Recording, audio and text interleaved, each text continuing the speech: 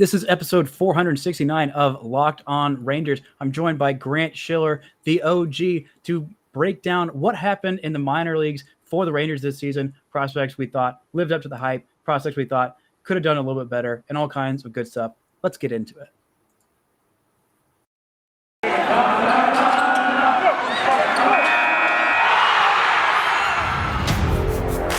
You are Locked On Rangers, your daily Texas Rangers podcast. Part of the Locked On Podcast Network, your team every day.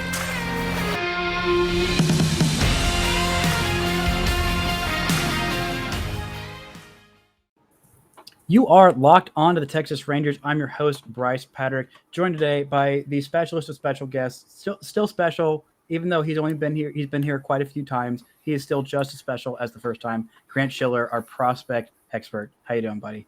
I'm doing good. How about you? Are you over 4138 yet? I don't know what you're talking about. This is a baseball podcast. I've never discussed another sport here. No, I'm not over it. I don't think I'll ever be over it. So, football. I should have worn. If I had thought about it, I would have worn maroon today, but I didn't. So you can That's why you're. Maybe still you can here. edit it on. I mean, I could potentially.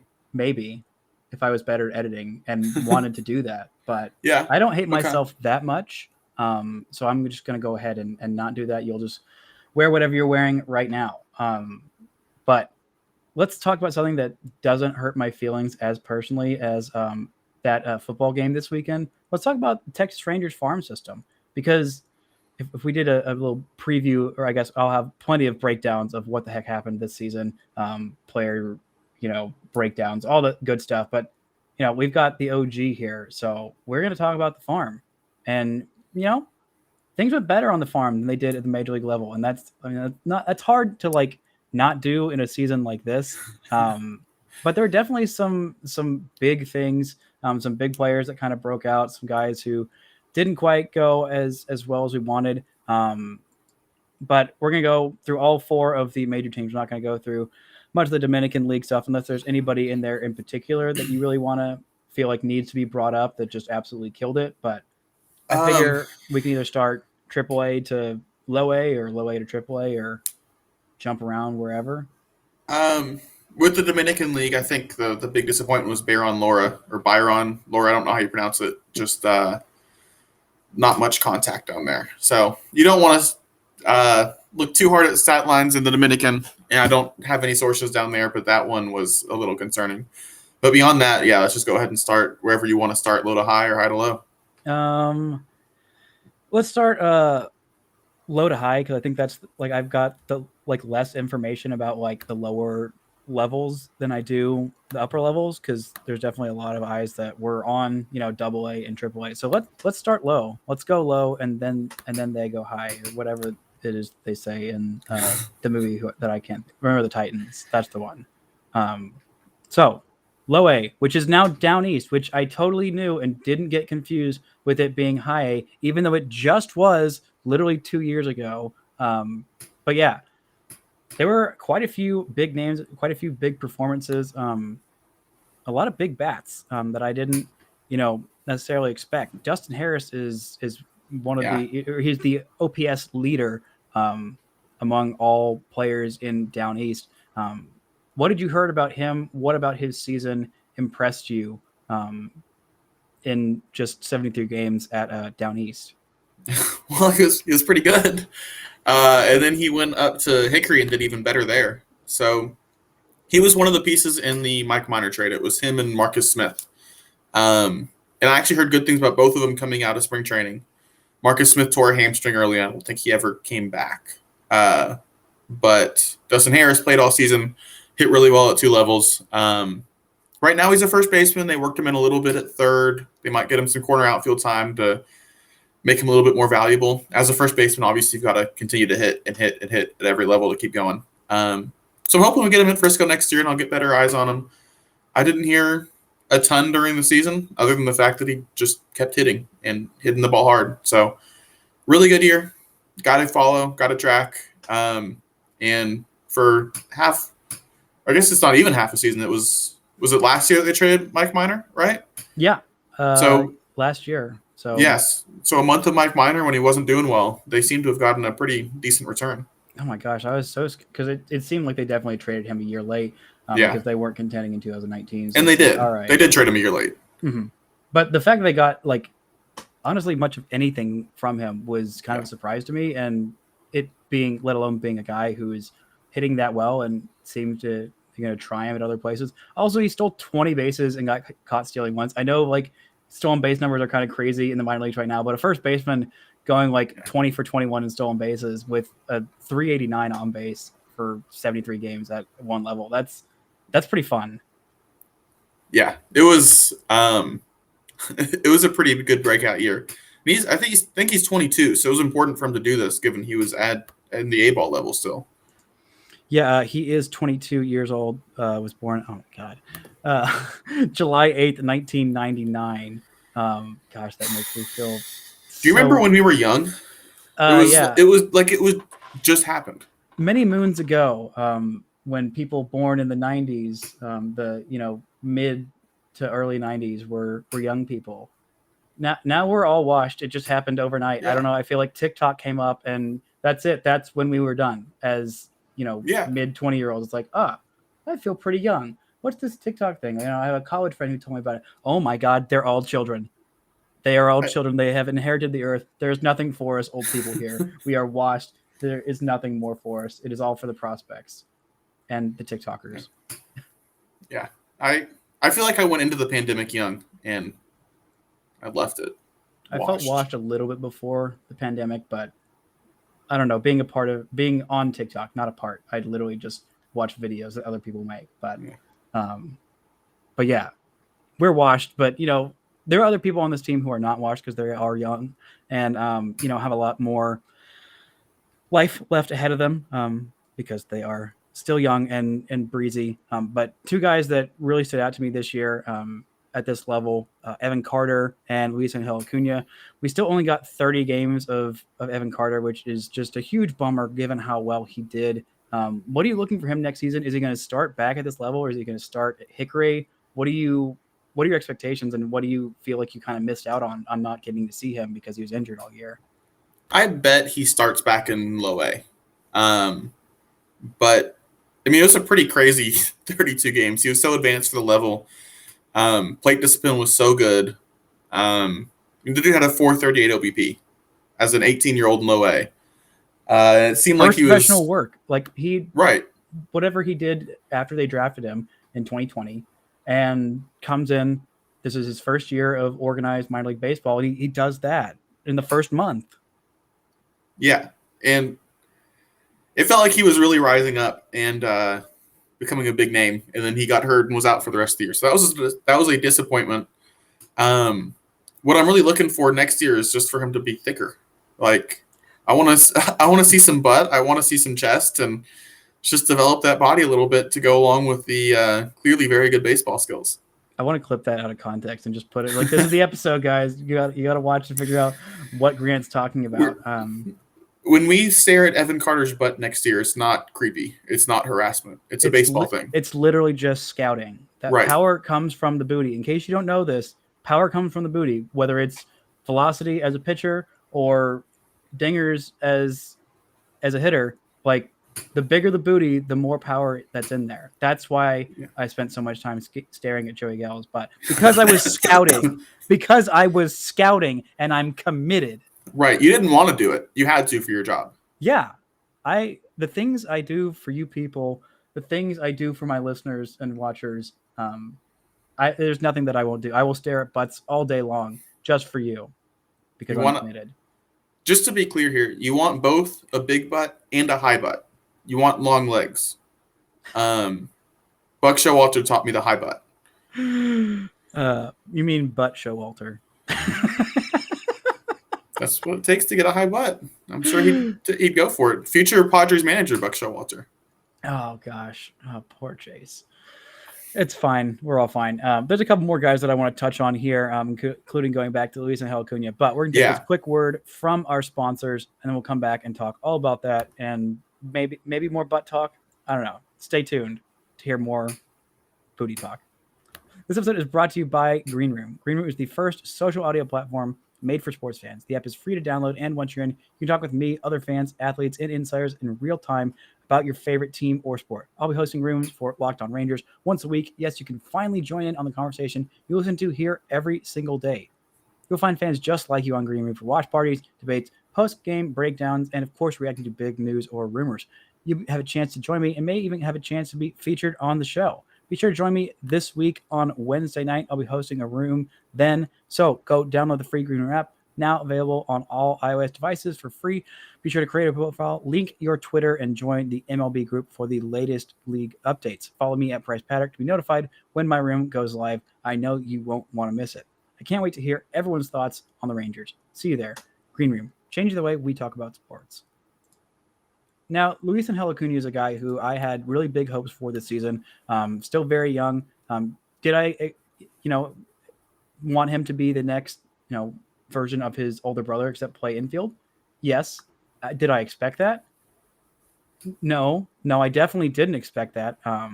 But great first couple of seasons in the minor leagues. And, I feel like this season was just staring at the numbers. They're just they're fine, pretty solid. But 111 games, 749 OPS playing shortstop. What did you hear about him this season? Did you want to see more from him? Were you happy with what he did, or? Yeah, he's probably the guy at this level I'm happiest with. So when he was signed, I don't know. He's still young. He's what, 18, 19? 19. So when he was signed 3 years ago, then he was not really more than look, it's Ronald Acuna's brother. He was not a prospect. And pretty quickly he turned some heads in the Dominican, and then now he's 19, playing a full season ball, playing really well. Had a little bit of pop, stole 40 bags. He's a legit shortstop. I think he won their Defensive Player of the Year award for the minors. It's pretty promising. So I really want to get out and see him next spring. I hope that spring training happens and the CBA doesn't screw it up. But he's probably the guy at this level I was happiest about.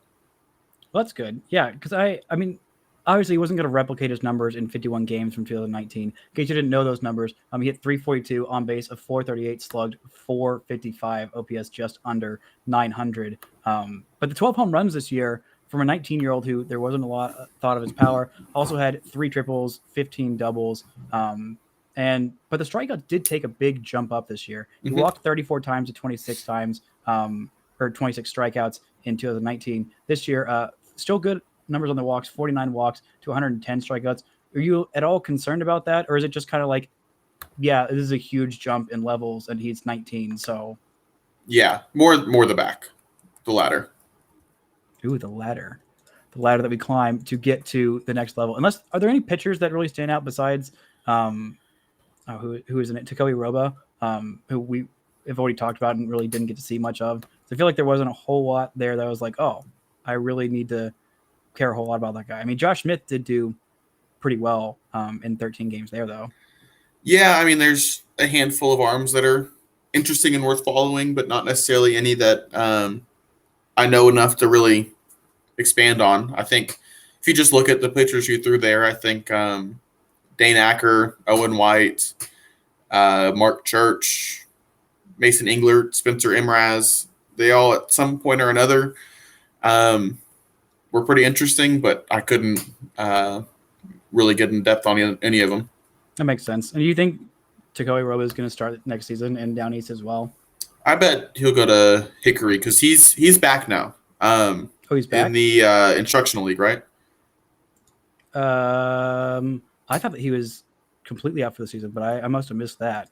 I think it was a surprise he was at the instructional league. Okay, that makes sense. I think I did see something about that. But let's climb that ladder and go up to High A, where there's some pretty good things, some pretty positive things happening in High A. We already talked about Dustin Harris, who in 37 games at this level had 10 home runs and an OPS just shy of 11. Well, I guess not just shy, 1073, which is really solid from that guy. But who are some of these other hitters that stand out to you? Seems like there's quite a few first basemen that have done well at different levels for the Rangers. Yeah, Blaine Krim that dude hits, man. He hits it hard, and he hits all sorts of pitches, and I'm not going to bet against that dude. He's another guy who's a first baseman, so he has to hit, and he has to just keep hitting.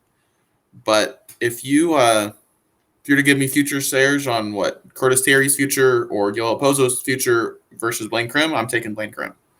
That dude hits. Another guy with really good numbers there is Justin Foskey. I'm maybe not as excited about him. But any guy who hits 14 home runs in 33 games at like any level is very exciting. Like, sure. And it's not even in the California League. So like, better. Yeah, he had more power than I expected. He also struck out more than I expected. He struggled against off-speed stuff more than I expected. His defense was worse than I expected. I have concerns and questions there, and we'll see next year. We'll see. Yeah, I think is he going to start at AA next year? That's yeah, where he finished the year, right? Yeah, we'll definitely think he starts at AA. Miguel Aparicio finally broke out down there. Cameo in AA didn't go as well. Next year's going to be pretty make or break for him. And then, I mean, is there anybody else you want to single out? Jonathan Ornelas was kind of disappointing. Not super excited about him. Zach Kent had a good year pitching-wise in 15 games, starts. Obviously, Nick Snyder pitched in 10 games there, did fairly well. Cole Reagans had a really good 10-game stretch there. AA didn't go as well, but like, I feel like him just being back and healthy is just huge for him, and I'm very excited that he just, honestly, like pitched it all this year because I thought he was done. And he looked good. 2 DJ, 2 Tommy Johns, and then did he have some other injury, or was it just 2 Tommy Johns? I think it was just the 2 TJs. But he's also only like, 2 TJs. He's like, I mean, for those of you who don't know, like if you have a third, like you cannot have a third Tommy John. Like that's like, it's just like the ligaments, it just doesn't work that way. So basically, if he has another really bad elbow injury, his career might be done. Former first-round pick, 30th overall back in 2016. But he's 23, and he's already had 2 TJs. And both those wipe out, 18-ish months of development, pretty much? At least a year. At least a year pitching. It's closer to a year these days, yeah. Okay. Well, still, that's a lot of time for him to miss. For him to be, 23 at that level, finishing at AA, and, showing some stuff that was definitely a very exciting development for me this year. Yeah, changeup and slider are good. I'm very surprised that he stayed healthy the whole year and reestablished himself as a prospect. So I couldn't be happier with that. Zach Kent, as you said, established himself as a prospect. He's somebody to watch next year. He'll probably be back at Frisco. Cody Bradford's interesting. Pitchability and command lefty who did really well in high A and he did pretty well with Frisco. Justin Slayton struck out a bunch of guys and he gave up a ton of homers. So we'll see how that goes as he moves up the ladder. There's quite a few arms at this level throughout the season who are pretty interesting. But a lot of them ended up in AA, and we can talk about them kind of combined there. But yeah, definitely a fun season for Hickory, which is now advanced. But we're going to take a quick break. When we come back, we're going to talk about Frisco, which, you saw the most of, I saw a little bit of, and AAA. And I'm just going to talk about how much I love Josh Jung, which I feel like will be most of it. But, you already knew that, and you'll know a little bit more about it. But first, how about you know a little bit more about Built Bar? This episode is brought to you by Built Bar. It has so many delicious flavors. In case you don't know, the protein bar that tastes like a candy bar, almost call them a candy bar, that actually is a protein bar. I feel like that's pretty accurate. There's a whole bunch of different flavors. They're all fantastic. Cherry barcia, raspberry, mint brownie, double chocolate, strawberry, orange, cookies and cream. They're all fantastic, and they're all healthy as well. They've got 17 to 18 grams of protein, calories ranging from 130 to 180 per bar, only 4 to 5 grams of sugar, and only 4 to 5 grams of net carbs. They're all amazing flavors, all tasty, all healthy. So go to built.com, use promo code LOCKED15, and you will get 15% off your order. Use promo code LOCKED15 for 15% off at built.com. Now, let's talk about these Frisco Rough Riders. And of course, the first guy I want to talk about is the guy who led them in OPS, David Dahl. Just kidding. He did lead them in OPS. Oh my gosh, 12 OPS in 6 games. But we don't really need to talk about him because he is no longer a Ranger, nor do I think he will ever be a Ranger ever again. But I don't know. You never know. But who stands out to you when you think back to this Frisco season? I mean, there's the obvious candidates, but I mean, they're obvious for a reason. A couple of guys had really, really great seasons. Who do you want to bring up first? I mean, let's just start with Josh Young. He was really impressive from the very start. The makeup's impressive. He turned on pitches for power a lot better than the rep was. I mean, the only concerns there is he's going to be a fine third baseman. He's not going to be blessed or anything over there. He should be able to handle it, but he's just a guy defensively. And he maybe wasn't super great against advanced sliders, so maybe that's something that gets him out at the big league level. But all in all, like, dude's just a good hitter. He's going to hit for contact. He's going to take his walks. He's going to hit for power. He was very impressive. So I think that's the biggest one to start with because he's the biggest prospect. So. Yeah, he's the biggest prospect. He's the best. And, everybody who ever has gone to Texas Tech and cared about baseball there has done well. Basically just me. And then a few other guys. AJ Ramos has had a decent career. Trying to think of other Texas Tech. Dallas Braden had a career and also had a perfect game. So does that mean Micah Dallas still count? I count him. Okay. I count him. I'm literally blanking on every really good. Is that it? Is there some all-star that I'm forgetting? Because I don't. Patrick Mahomes. Yes, baseball great. Probably one of the worst pitching performances I've ever seen. But I was there. I saw it. I think the only time that he actually pitched. So that is my claim to fame. So in case you were wondering if Patrick Mahomes should have chosen baseball, no, no, he should not have. Not in any universe, unless there's a universe where he was better at baseball, but not in this universe. But yeah, Josh Jung. Did I just call him Josh Jung? The Rangers officially have the 3rd pick, so they are in prime position for Jace Young to have a young pairing in somewhere in the infield. I don't know where Jace will play. Or if maybe Josh ends up moving over to first base.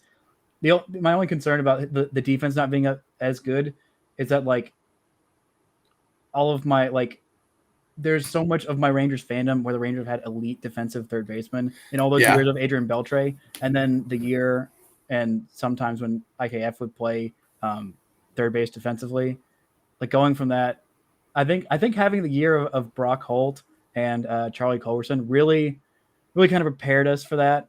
Same with the year of Asdrubal Cabrera as third baseman, the year right after. I was thank you for whoever did that. I'm honestly glad mostly of all the things that happened to Joey's career, him moving to the outfield, that he didn't have to be the next Beltre. Having that pressure off of him was great and allowed him to just go be Joey. Do I still think he would have been a great defensive third baseman? Absolutely. But we'll never find out. So I can never be proven wrong, which is the important part.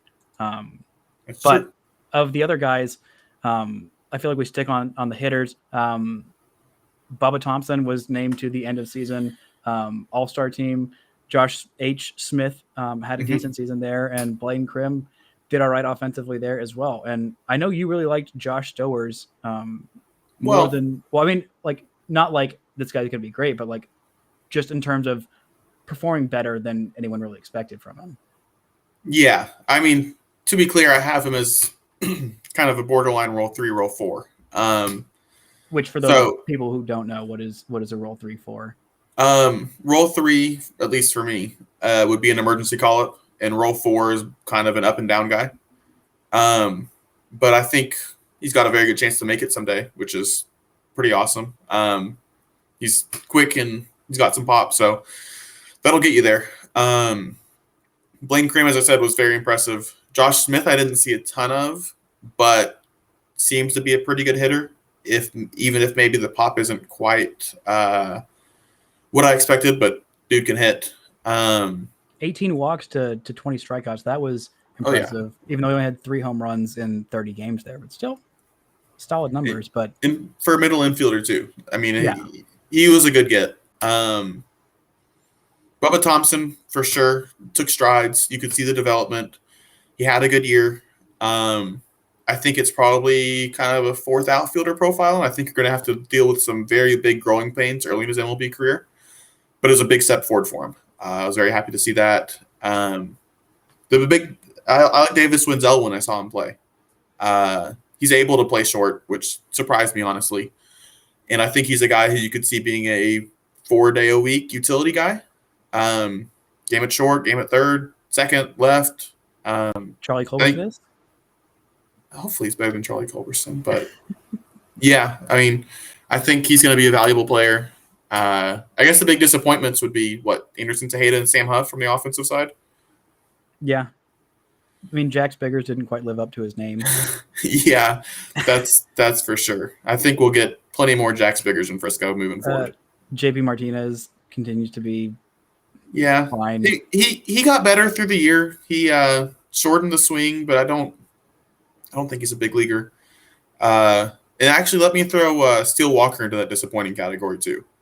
He questions on the makeup, and he's 25. Didn't have a great year in AA. Wasn't overly impressive. I don't know that's the guy who's going to make it personally. Well, let's look at the pitching side because that is definitely more. There are definitely more positive developments there. Oh, yeah. Cole Winn is obviously number one on this list. 19 games, 2.31 ERA, 78 innings, 97 strikeouts to 26 walks, and still 3 home runs. I thought it only said 1 home run, and I'm like, but still, is this what you expected from him this year? Like, what does it mean for him to make this jump after this is technically his second actual minor league season with all the deload program and the obviously Corona destroying the minor league season in 2020. This seems like a huge jump from where he was in 2019, or even some of the stuff that I was hearing about him last year, which I didn't hear much. That's not that I was hearing bad things, but still, this is a great year for him, I think. Definitely. He kind of got back to being what he was billed as pre-draft, right? Because he was the polished, advanced high school arm. And then he went through the deload program. And in 2019, he was a little more wild. This year, he was back to being polished, good command. Really worked on the slider and used that more than the curveball, which was interesting. At least in AA. In AAA, he went back to using the curve a bit more than he did in Frisco. But true 4-pitch guy. Command of the fastball, pitched really well. It's not hard to look at that and see that project him as a middle of the rotation guy. So that was a big plus. Kind of the arms throughout the year were big pluses. Yuri Rodriguez looks like he could still be a really good bullpen piece, even though they should go ahead and move out there pretty quickly. He's not going to be a starter. Does it feel like the Jose Leclerc thing where it's all right, I'll just chill out, just move him to the pen already? Yeah, it's the Jose Leclerc, Jonathan Hernandez thing where it's he's got one pitch, right? Leclerc and Hernandez have more than one pitch, but Yuri has one pitch. He's not going to be a starter. There's no starters who fastball. It is his fastball. There's no starters these days other than Lance Lynn, who has 4 different fastballs that are all crazy good. That can throw 75% fastballs and get away with it. So go ahead and move him to the pen. He'll be good out there. Jake Latz was a big surprise early with fastball command, and he obviously debuted this year. He has a chance to get back to the big leagues. AJ Alexey took a big step forward with his control and command in the minor league level. He got to debut earlier than he should have. He'll be in AAA next year. But he looks like an interesting arm. Ronnie Henriquez, I know scouts who put a back of the rotation grade on him. Cody Bradford came up and looked good. Zach Kent came up and was interesting. Obviously, Nick Snyder came in through the bullpen. Honestly, a ton of the bullpen arms out there were interesting. You had the college guy, Chase Lee. He's interesting. Roll Tide. Ferneri Ozuna was very inconsistent outing to outing. If you saw him on the right day, he was a little interesting. Help me out. Who else was in the pen? Hans Kraus made his major league debut. He did make his major league debut with the Phillies. He looked tough early in the year, and then he got much better by the time he was traded. So that was fun to watch. It'd be more fun to watch if he was on the Rangers. It would be. It would be. I'm still like, unless Spencer Howard like really pans out to be like a consistent starter, that's gonna feel really frustrating to have given up him for. Yeah, I mean, there's still plenty of questions on Hans Kraus and how he ends up.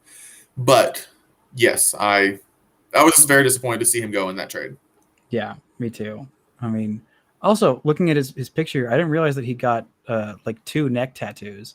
Yeah, I couldn't really see that from as far away as I was.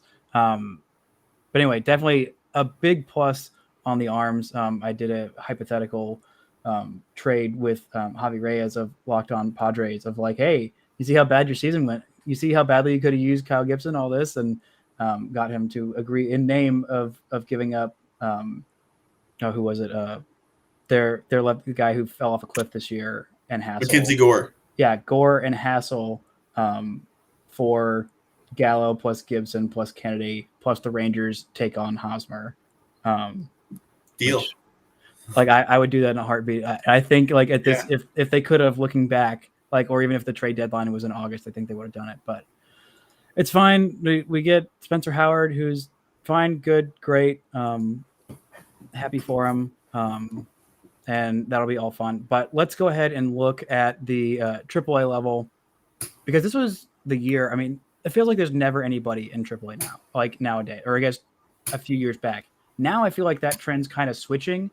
I feel like, I don't know, in recent years, the gap between AAA and the majors has gotten like bigger. Yeah, for sure. And like before, I mean, in like 2010, 2015, whatever, we saw like Profar just go straight from AA up there. Joey went straight from AA up there. Ruben Odor, a bunch of other big, like every big prospect, it felt like they just, every like top 100 guy, they just skipped AAA.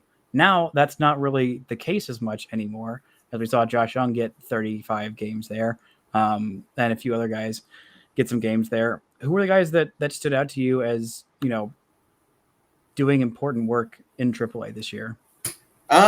So, I mean, the thing with AAA is if you do important work there, you're probably going to get a chance. So Curtis Terry and Yoel Pozo both earned themselves chances, which was cool to see for both of them. I don't know that they're long-term big leaguers or in the future plans.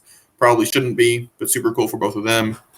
Andy Ibanez finally got himself to the big leagues and did pretty well, so that was cool for him too. I think he actually might have a chance to be a utility guy next year, or at least an up-down guy. Oh, I think he's definitely a utility guy next year, because it felt like the back half of the season, I mean, he wasn't hitting like amazing. Like, he was hitting pretty well, about major league average, but that made him basically their best offensive weapon. Yes, with it did. How far Adolis Garcia fell off. Yeah, which was just a little sad, but and then I guess probably the most important thing here is that Leote kind of got better throughout the season. 17 home runs for him was big in 87 games. Like that alone, and he started off horribly, like terribly. Yeah. I mean, like just historically bad at the major league level. And then did he start AAA as badly as he did? The majors? Gosh. So for him to rebound and like, even like, I think the most impressive thing for me with Leote was that, you know, when he came back up, I felt like, okay, are we sure he's quite ready? And he went 0 for like 17 or 0 for like 20 or something in his first game back up after doing all that. I'm like, oh God, you can't do this to this guy again. And then he got that first hit, and then he had like a week where he just absolutely mashed. And I'm like, yes, that is a sign where you're like, okay, this guy is like, has like mental fortitude to withstand like big slumps in the majors and kind of, you know, remember like, oh yeah, I'm actually really good at baseball and I'm going to go be really good at baseball again. I think that's one of, if not like the most important thing in development, is learning how to live with the failures, because baseball is, you know, obviously all about failures. Yeah, there's a lot of dudes who burn out because they can't do that. So I think his was a kind of a low-key positive season, I guess. He's not going to be a superstar, but he's just one of those guys who just has to hit enough for the center field defense to carry the value. And that's Leote, right? Yeah. Yep. On the pitching side, really was more of a disappointment with Palumbo and Burke coming off their injuries. Burke got a little bit better throughout the season, but I imagine they both are DFA guys after this year. If you're looking at prospects who got there who might be big leaguers, I think Joe Gatto, reliever, will make it at some point. He's got crazy depth of the curveball. I'm glad he goes by Joe, because if he went by Joey Gatto, that would be too that would be too tough. much for me. That'd be tough. Scott Engler maybe at some point becomes an emergency call-up or up-down guy. Maybe the same for Jake Lemoyne, who honestly was a little disappointing and inconsistent outing to outing. Luis Ortiz, I assume, is a minor league free agent. I don't know if they're going to want to bring him back. Cole Ovula made it up to AAA and really struggled there. He's an older guy, and he's another guy where there's games where you look at him and you're like, that dude's filthy, that dude's a big leaguer, and the next game he's going to give up 5 runs and get 1 out, which you just can't really do as a reliever. So he's interesting to follow. Hopefully he figures it out at that level next year.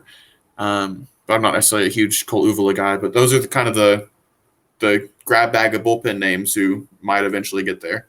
Yeah, I mean, the ones that did the best are the guys who finished the season in the big league level. I mean, Spencer Patton, I didn't expect him to do anything near what he did at the big league level. John King, I mean, he only pitched 2 games. I'm not sure if those were, if he started the season in AAA, I can't remember. But Joe Barlow, look out of nowhere, one of the top, I don't know, would you say he's top 3 developmental successes for the Rangers this season? I'd say, for me, Taylor Hearn, I think turning back into a starter and a semi-reliable one, for me, is number 1. Adolis going from basically nothing to rookie of the year, contender, all-star, fine player starting in the corner outfield, and will be for while they suck, is number 2. And then I think Joe Barlow is number 3.